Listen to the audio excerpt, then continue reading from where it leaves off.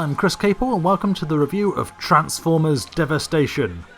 After High Moon Studios made two highly successful and critically lauded Transformers games, Activision closed them and consequently there haven't been any worthwhile Transformers games and all the goodwill that Activision built up has evaporated. Now it's up to Platinum Games to get it back. Devastation's big gimmick is that it's pure Generation 1, i.e. original Transformers cartoon. Complete with all the surviving voice cast, a perfect cel-shaded look, Teletron 1, a silly over-the-top cartoon story about Megatron trying to take over the Earth using something called the Proud Star, and all the awesomeness a video game based on an 80s toy franchise can bring. Suffice to say, if you're an old school fan of Transformers, you'll be in utter heaven. The gameplay itself is not quite as cool, but it's still very entertaining. If you're a fan of Platinum Games, it's definitely closest to Bayonetta, and fortunately isn't the train wreck that was Legend of Korra. Unlike the Cybertron series, which are shooters, Devastation is more melee combat focused. There is optional shooting, but it's pretty damn awful, only giving you a few shots and feeling hugely unsatisfying. The melee combat though is pretty fun and definitely satisfying. Although like games such as Bayonetta, it's largely down to the player exactly how much enjoyment you get out of it.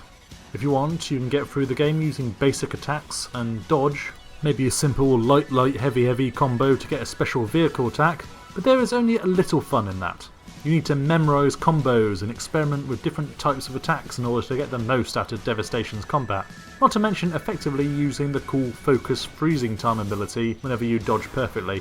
Platinum do well at nudging the player towards this playstyle, as each big fight is ranked by how awesomely you performed and how many varieties of combos you pulled off. It's totally valid to stick with the simpler style of combat, although it will start getting repetitive over long periods of play. It's great though that all 5 Autobot characters, Optimus Prime, Bumblebee, Grimlock, Sideswipe and Wheeljack, play wildly differently, and you can change between them at any checkpoint. The actual transforming is implemented well, but not as well as High Moon's Cybertron games. For starters, you have to hold the transform button to transform rather than just a simple push. It's nice to do, but rarely is needed. Plus, without the ability to attack properly, you're left pretty vulnerable.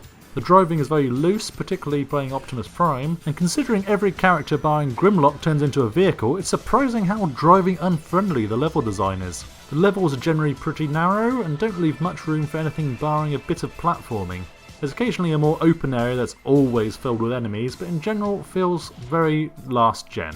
You do have freedom of exploration, but it all feels just like linear corridors you have to run down several times, and in all honesty, exploring the city gets really boring just a few hours in. The very worst thing about Devastation though is actually the systems in place.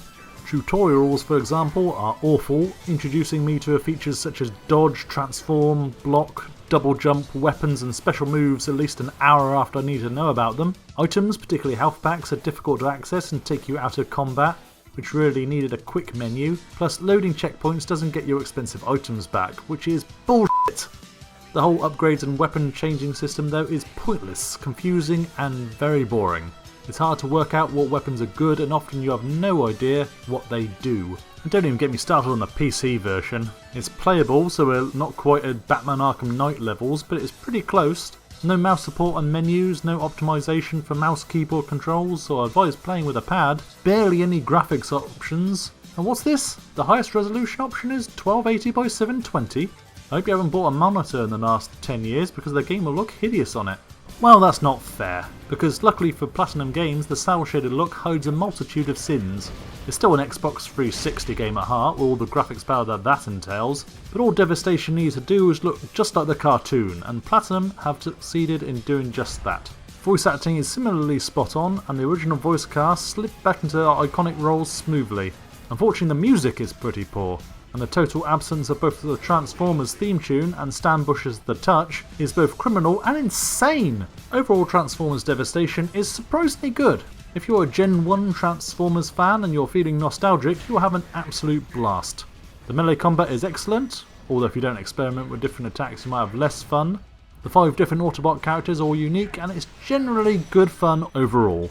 However, the transforming is underused, the shooting is awful, and a lot of the non-combat game stuff like upgrades, items, menus and PC options are very annoying, and supposedly open world is a bit too linear and gets repetitive to explore. Furthermore, the playing time is incredibly variable, ranging from 4 to 8 hours if you plough through the story to around 20 hours if you want to get everything and take on the challenge mode. Overall, I gave Transformers Devastation a good 7.0 score. There's a lot of fun to be had in Devastation, but you need to be an old school Transformers fan and pretty forgiving of a few major flaws. There's no forgiving not having Stan Bush on the soundtrack though. Thanks for watching everyone, Chris Capel and GameWatcher signing off.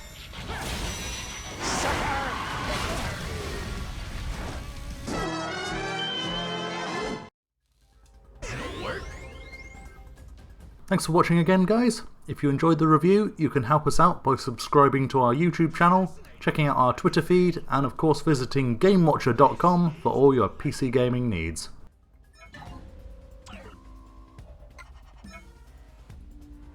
I think I see what we can make with these. It'll have to do.